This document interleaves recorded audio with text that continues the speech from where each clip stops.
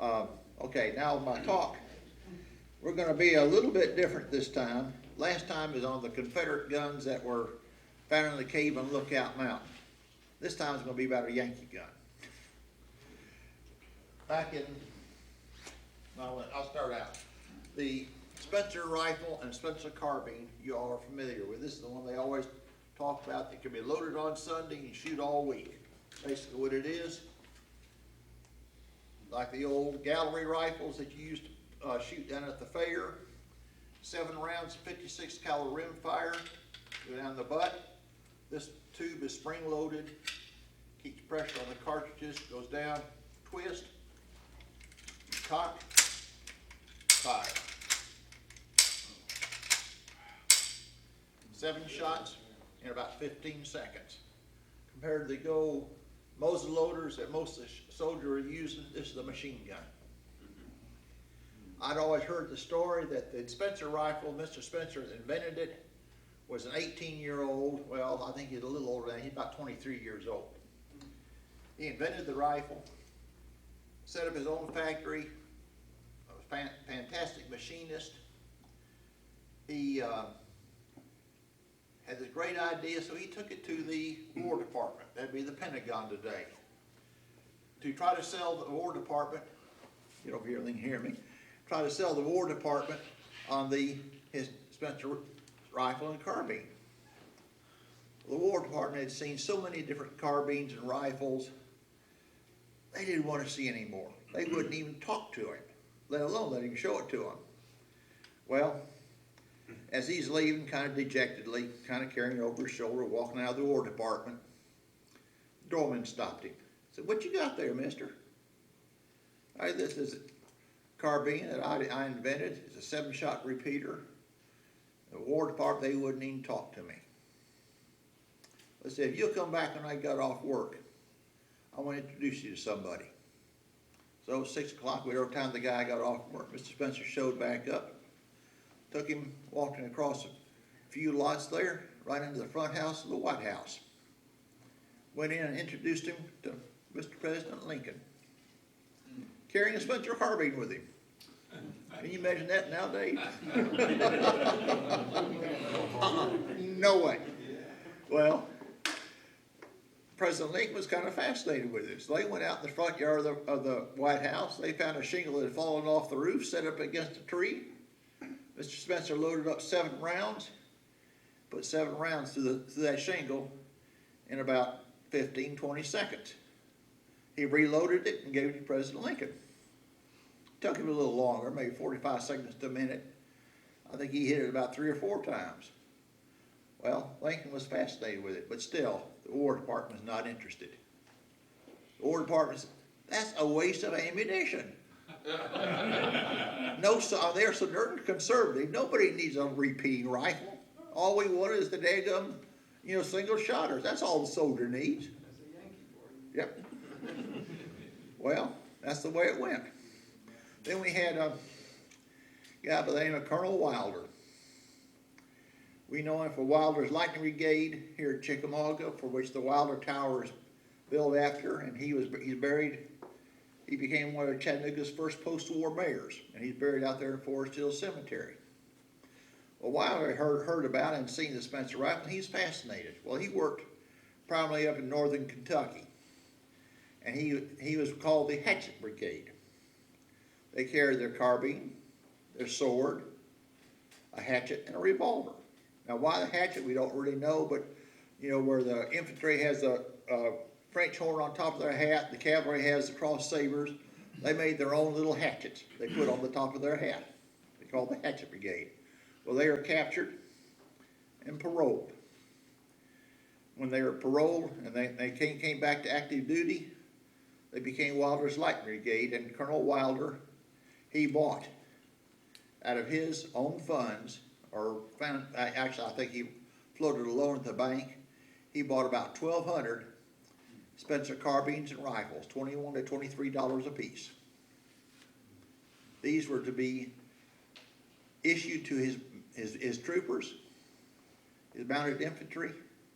They were to pay him back at the rate of $1 a month out of their $11 or $13 monthly pay. until they were paid for. Finally, about halfway through them being repaid, the fellow finally acquiesced, and they said, okay, we'll reimburse you, Mr. Wilder, Colonel Wilder. They reimbursed him everything that was due to him, and they reimbursed all the troopers their $1 a month that they had paid up to that time. So the rifles, all the carbines were paid for and became, federal government property. Well, as the war progressed, we got to get down here to Chattanooga. Well, about 1910, somebody, I do not know who, was hiking out around Chickamauga Park, somewhere around the Snodgrass Hill area. And guess what they find laying on the ground? The Spencer rifle. It was donated to the museum that used to be down in Lafayette, Georgia, that went under during the Depression. Everything at that time, the museum was dissolved, everything was put in storage somewhere, I'm not sure just where. And this Spencer rifle, all the rest of the goodies went to that museum. I went to that into storage. The family that owned the museum originally, a little bit by little, they let a piece go here and there. It got sold to the public, but nothing major. Well, then Lawrence Christopher, about 1988, 89, he found out he's a big Civil War dealer from down in Dalton, Georgia. He kind of goes under the nickname Lawrence of Dalton, kind of like Lawrence of Arabia. He is one of these dealers. You talk to him, you kind of wonder about him. You see his writing, you wonder even more about him. He is a redneck, but he's dumb like a fox. I mean, this guy is brilliant. He just plays the part of the good old redneck. Well, Lawrence found out who it was that the family had all these items that had come out of that museum, and he bought the whole lock, stock, and barrel and started reselling. Well, he sold this Spencer rifle to a dealer in New Bern, North Carolina. This dealer was at one of the Civil War shows, and he had it laying on his table. And I saw this old Spencer. I knew. And he told me it came out of Chickamauga. I knew I had to have it. The price wasn't bad. I think I paid him $200 plus 5 or 6 copies of my Civil War Relics book. So I basically, for money I had in it, I had about $250 or $60 in it. The books, at the time were going for $29.95 retail. So I had this nice little rifle. I just knew I had one of the Spencers. The serial number, you can see it right back here on the back of the tang, 23,058. Well, that about killed it. All the experts I talked to, you've seen some of the Spencer rifles that have been on display at Chickamauga Park and during some of their commemorations. That was not issued Mr. Spencer's. There's no way that could be any of the Spencer rifles. All the ones that he had were serial number 4,500 to 6,500. This is 23,058. Well, you can guess my feathers kind of fell, but I still had a Civil War rifle that came off Chickamauga Park.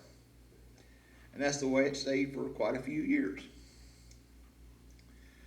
And then about, I believe it was 2 years ago last February, Jim Ogden called me. He said, I'm not supposed to tell you this, but we're having a small collection that's being donated to Chickamauga Park. And we need an appraisal on it. He said, I cannot officially tell you this or ask you to do the appraisal, but if Mr. Charlie, if you're interested, you'll receive a call from Mr. Woods down in Texas, and he's going to ask you if you'd be interested in doing the appraisal. I said, Jim, I'll be glad to do it, especially if it's something going to come to Chickamauga Park. Well, about within a week, Mr. Woods called me. He said, I tried to call Jim. I called him 4, 5, 6 times. I left messages. I had this collection that's going to be donated to the park, and he wouldn't call me back. Well, you know Jim, and you know the park. really the park does not collect, does not accept collections, because most people that want to donate their collection to the park, they got 400 or 500 bullets, maybe a cannonball, a few buttons. And the park doesn't want that kind of stuff. There's no authenticity to it. There's no, or I don't want to say no authenticity, but there's no paper trail that goes with it. That it came off, is tied in with Chickamauga. It's just, as far as they're concerned, just a bunch of relics. That's why I didn't call the guy back. Finally, he turned around and called the guy back. That's what he got me into. I said, oh, this is super. The guy whose collection was a Sergeant Charles H. Bothwell of Company A, 96th, 98th Illinois. I'm mad about keeping names straight in units, but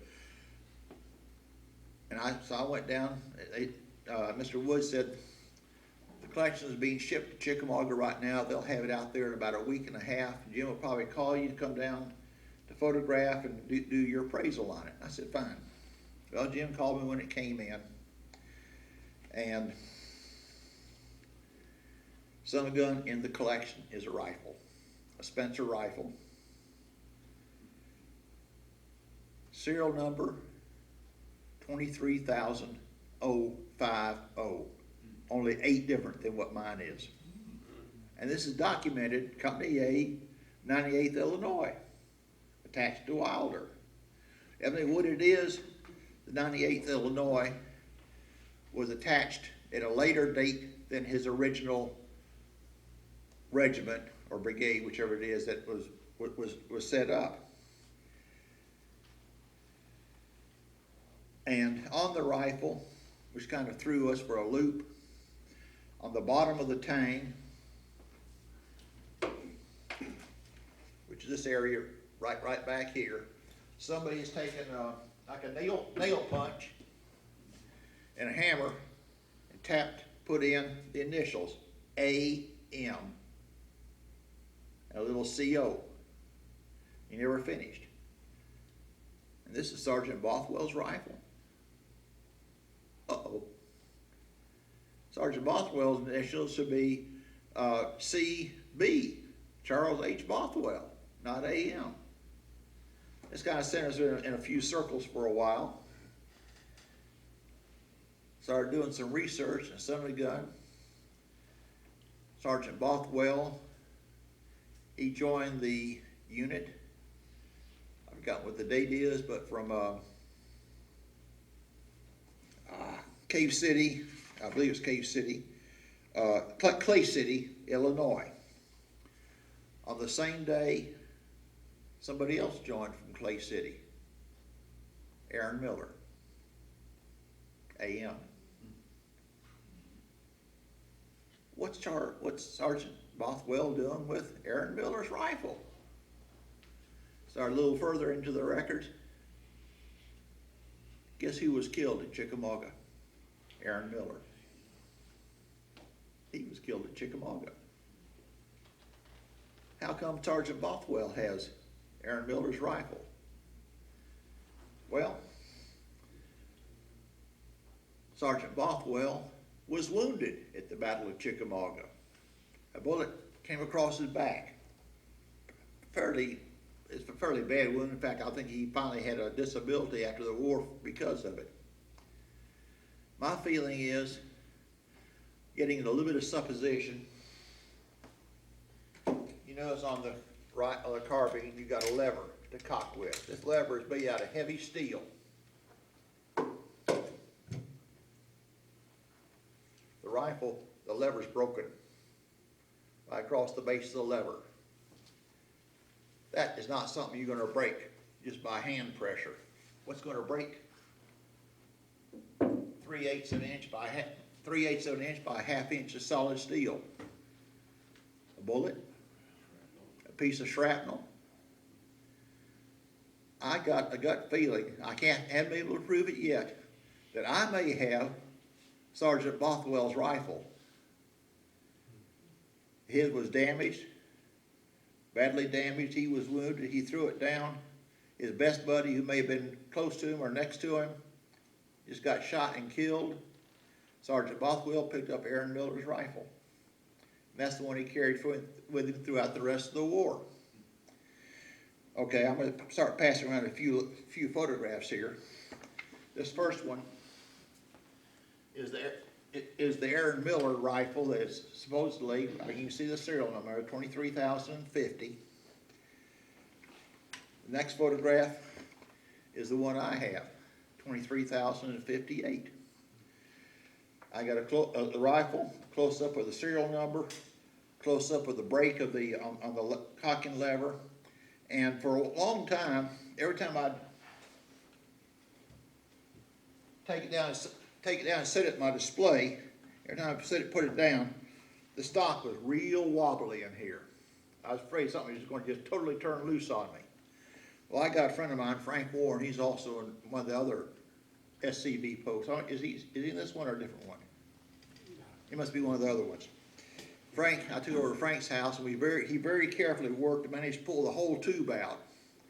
Up here where it screws into the frame, it was just all but totally broken loose.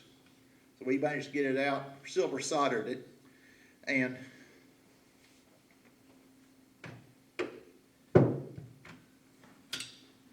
this end, this piece that pushes up against the cartridges to keep the pressure on it,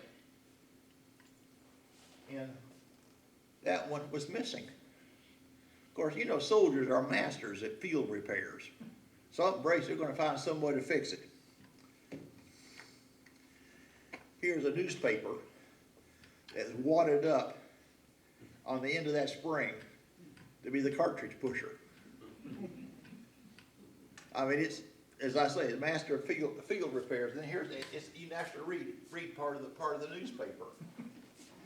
Well, this Sergeant Bothwell was, like so many of us, was a collector. He collected anything that had to do with Chickamauga. He was down here for some of the reunions. He kept all his items. They were in a nice little metal box when they were shipped to the park. He had, after the war, he went to Missouri. He became, I believe, a judge in Missouri. He had one son, Charles Bothwell Jr. This is the guy that was in Texas, who is now, he may be dead by now, and I'm not sure, but at the time he was almost on his deathbed. He was in a rest home. And his friend, one of his best friends, Joe Woods, who used to go out hunting with him all the time, he asked Joe, said, "I don't have any living relatives. Will you please take these items that belong to my grandfather and make sure they get to an honorable place where they can be displayed and taken care of?" So that's how Joe Woods got into it. Here is Charles H. Bothwell's wallet. Inscribed on it is his name, his unit, and everything. He kept it all. It's kept all the way from the war.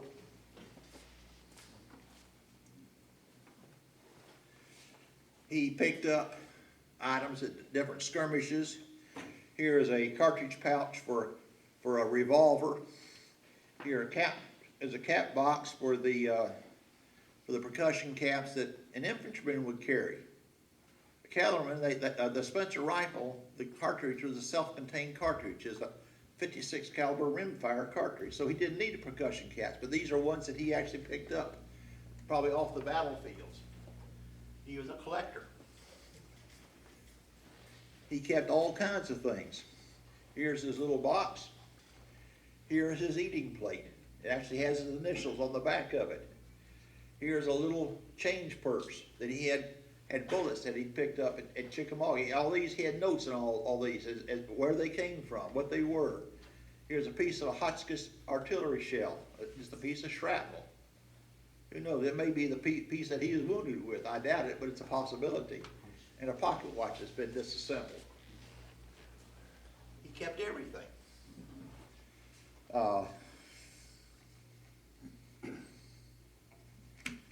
Did I say he went to some of the reunions? Here's a couple pieces of wood. The note with it. This was picked up, chipped off of the Snodgrass house. one of the reunions, he chipped off a piece. He took it home with him.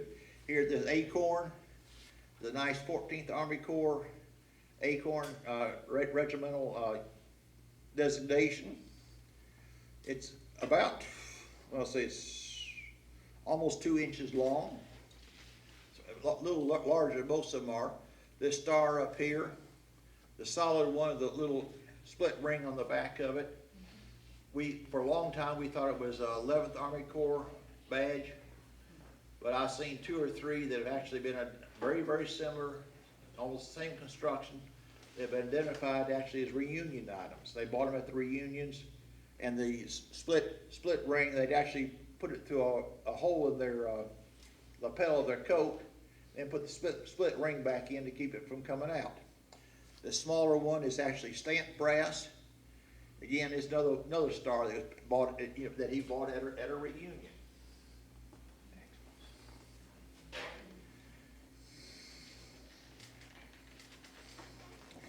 Here are some of his reunion medals. And here's the one piece that Joe Wood said, I almost stuck that in my pocket and kept it. A beautiful non-dug CSA belt buckle that Sergeant Bothwell had probably taken off of a dead Confederate soldier. And this little piece of what we call a little war log with with an iron canister ball in it. It has a label on it. I cannot believe that he made the mistake, but he said mini ball in a branch taken off of a tree on Chickamauga Park, and it's an iron canister ball.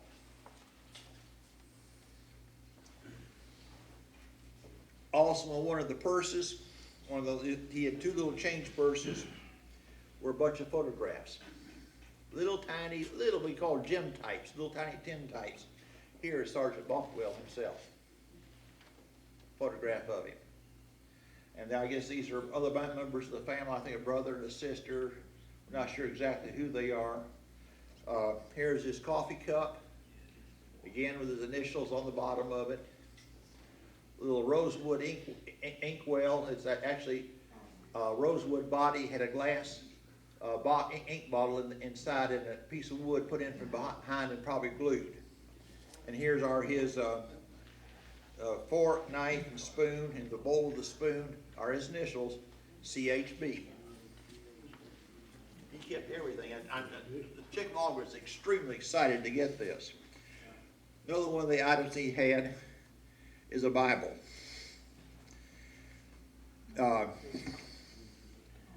he picked up on the streets in Selma, Alabama, I think 2 days after the Battle of Selma. And inscribed on a piece of paper inside of it is this fragile pencil note found in the Bible. It reads, Holden, Missouri. This book was picked up on the streets of Selma, Alabama, April 3rd, 1865, the day after the battle in which the writer took part. My regiment went in, W-I-N-T, went in with 161 men and officers, lost 39 killed and wounded, none missing. Federal Commander, James H. Wilson. Confederate Commander, General Nathan Bedford Forrest. Charles Bothwell, late Sergeant, Company A, 98th Illinois Volunteer Infantry, Wilder's Brigade. This note is written on the reverse side of a land plat map. Also in the Bible was a ticket that a Confederate soldier that had lost it, was a railroad ticket for the Selma Railroad from Selburne to Newbern, Alabama, and from Selma to Newbern on the Alabama-Mississippi Rivers Railroad. That must have belonged to the rebel who lost the Bible. But this is one of the most. It's a Confederate imprint. Is actually printed in Augusta, Georgia, in 1862. The whole collection, after I appraised it out, came out a little over $20,000. There's a lot of documents and paperwork in there also. I mean, to have a collection like this come through after all these years is extremely significant. Jim almost lost it. But he wouldn't call the person back. He thought it was probably a bunch of mini balls. But and since then, they've had another small collection. Another Union soldier, his rifle and a few small accoutrements have also been donated to the park. Since then, I've done a small appraisal on that collection also. If you got any questions, I'll try to answer them. Yes? I'm sure you tried to do this. Were there any records where those rifles were issued and the numbers, serial numbers to the soldiers? Occasionally, especially on carbines and rifles, your civil war, your standard rifles, muskets did not carry your serial numbers, but most of your carbines did, and some of your Spencers, your Henrys, all these did carry serial numbers. There are some records in existence as to who they were issued to. I am still trying to do some internet search, trying to run down a source that will include this 23,050, 23,058, and hopefully get the whole range that were issued to the 98th Illinois Company A. Whether it's in existence, I mean, somewhere it was written down, but whether it survived is another story. Hank Boyd and give me a couple of sources I have not yet followed through on, that hopefully these people have done a fantastic amount of research on serial number ranges and what issued where, and hopefully one of them will come through with something. If that can be documented, then it's going to take all this supposition away. And I honestly feel that this rifle is very possibly the one that Sergeant Bothwell actually was holding when he got wounded. And if we can prove that it was actually issued to him, it will be in my will to go to Chickamauga Park to complete out that Bothwell collection. Who was manufacturing the ammunition?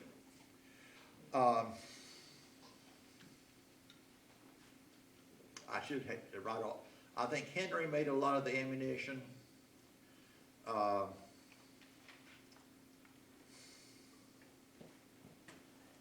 I got it at home as far as the different manufacturers. Most of the Henry rounds, or excuse me, Spencer rounds, the back of the cartridge, where normally you see a head stamp or something, it's just totally blank. There's nothing on there. I think there's a number of different manufacturers.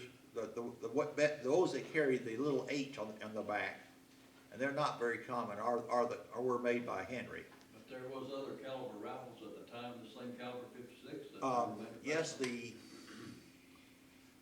some of the carbines, I think two of the different carbines did use, they're single shot, but they also used the Spencer ammunition. Of course, the 44 Henry, it was used by Henry, it was used by Wesson. It was used by about 2 or 3 different rifles also. Are these displayed yet? I mean, I have not been out to the park recently. I think Jim is running into, they're all, last time I was there, they were in drawers in the upstairs part of the museum, waiting for him to get either a display case emptied that he can use for be a permanent part of the collection, but everything is in there. Maybe not the paperwork, documents and so forth, but all the artifacts themselves will be in the display and very carefully laid out, and for the public. Just like my cave rifles that I gave my last presentation on. Jim already knows that they're in my will to go to Chickamauga Park. I think he's waiting for me to do it. that's just like a Yankee. Oh, I know it. Yeah, he is, isn't he? He is. He's been a good conversion, though. Yes. What was the range of a carbine like that against a musket? The range of a carbine, 56 caliber, it didn't carry as large I don't think it would be, you say musket, you're talking about a musket? Yeah, rifle Smoothbore musket. musket or a rifle? Rifle musket. Okay, your rifle musket has a range, a killing range of about 600 yards. I say the Spencer rifle would probably come in at about 450 to 500 yards, and the carbine probably at about 300 yards.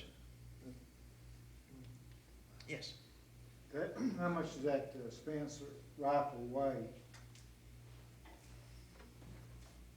And I was using, about 10 pounds. oh, you're kidding me, Yeah. 10 pounds? Well, you can handle it, look real light. It's not all there either. It's a lot. Well, there's just a Well, yeah, I realize little that. bit of stock missing, that's about all it's missing, really.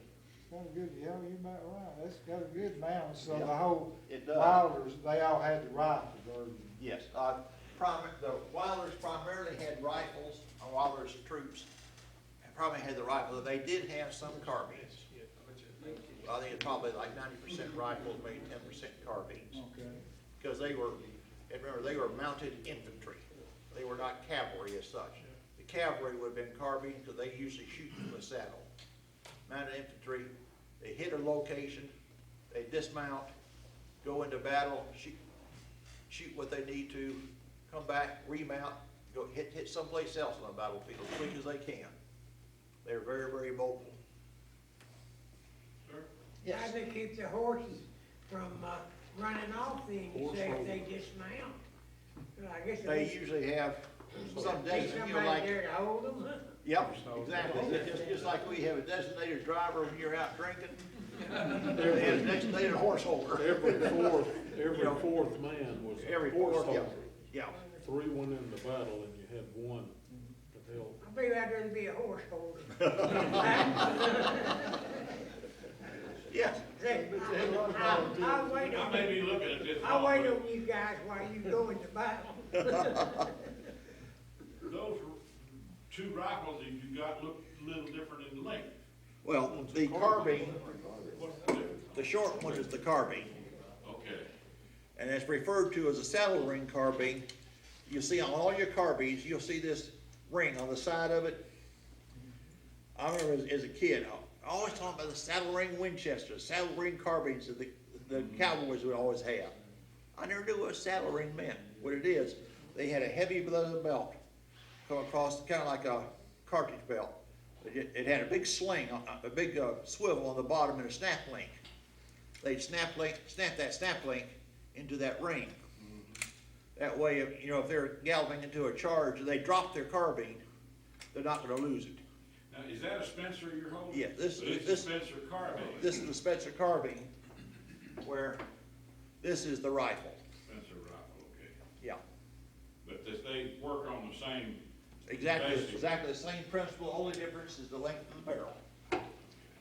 Now and as I say, if you drop that carbine, you got a hook, and you're on a horse galloping, I'll guarantee you're gonna have a bruised leg. That thing banging against you, but at least you haven't lost it. Is any history on that one right there? This one, no. I wish I had a history on it. To me, a story that you can put with a weapon, it makes it 10 times as valuable, just like my cave rifles, because of the story. I mean, 5 old rusty rifles are worth, what, $150, maybe $200 a piece. But the story that goes with them, Priceless. somebody gave me a $1,000 bill for each one of them. I tell them, put it, get out of here.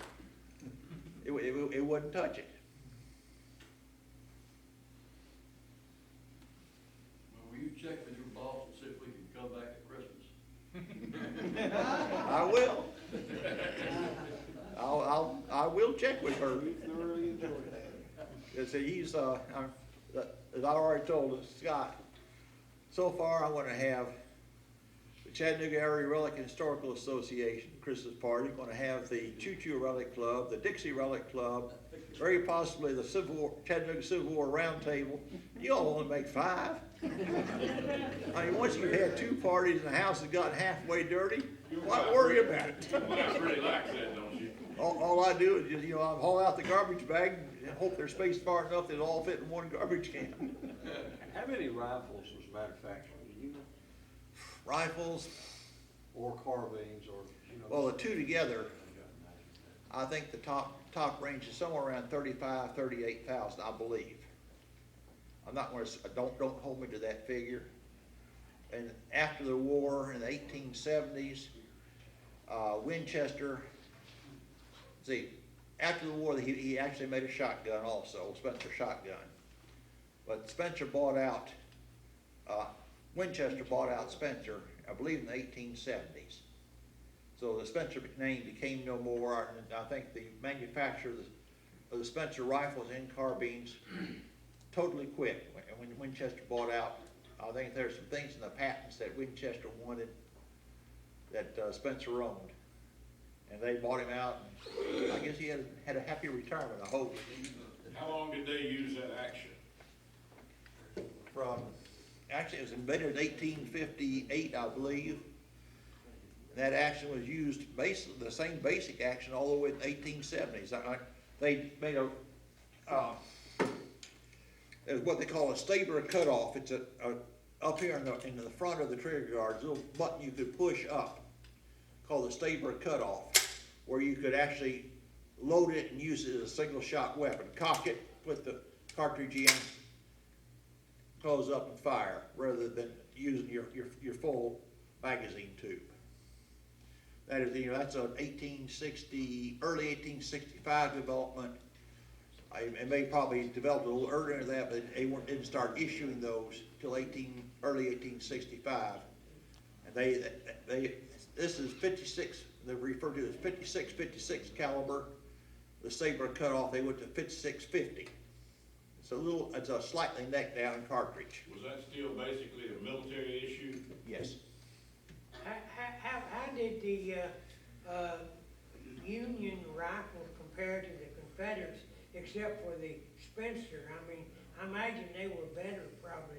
Weren't they the Union rifles, I guess? Well, that's a kind of a debatable. No doubt, or As far as those manufactured in the South, I would say the Union rifles were probably far superior to the Southern, because they had the fine manufacturing facilities all over the North. Rifle manufacturers in the South, most of them were small quantities with the exception of Richmond, the Richmond rifle, which came out of Richmond, Virginia, and also the Fayetteville, which came out of Fayetteville, North Carolina. Of course, the South very well armed themselves by the thousands of captured Yankee Springfields and imported British Enfields. So they had some very fine rifles to fight with. In fact, I've heard many comments that a lot of the Yankees preferred the British Enfield above their own Springfield rifles. And plus. They probably captured a lot of those Spencer rifles Well, too. yes, they probably did, but the thing was, they didn't have the source of ammunition. They didn't have ammunition. Not for a rimfire cartridge. We were known for our marksmanship as well, weren't we? Yes. Very much so. Well, did the English come out with a repeater too? Not to my knowledge till well after the Civil War. They were still pretty well working with the single shot rifles also. Yeah, America's been known for taking other ideas and making them 10 times better. Oh, yes. And now the Japanese and Chinese are doing it to us. I hate to admit it. Yes. I always wondered why Custer was using the single shot 45 70s. Because of the conservative War Department. And basically, the ammunition that he got,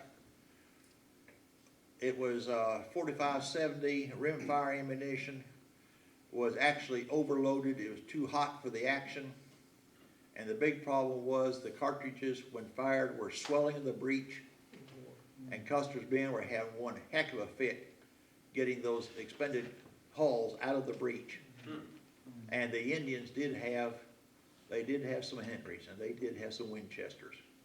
Henry's a 14-shot repeater, not about how many shots the Winchester 66 had, but is somewhere around 12 or 14 shots that the Indians also had. So I mean, Custer, he really didn't have much of a chance. The Where Indians did has a few Indians get them? Spencers too. Capture them? Where did No, Indians get them? from sutlers, people that were selling to them under the, must say, under the table. Black market? right? Yep. Under the wagon. Exactly.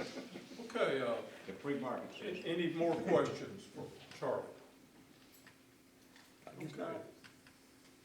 I enjoyed it. Okay.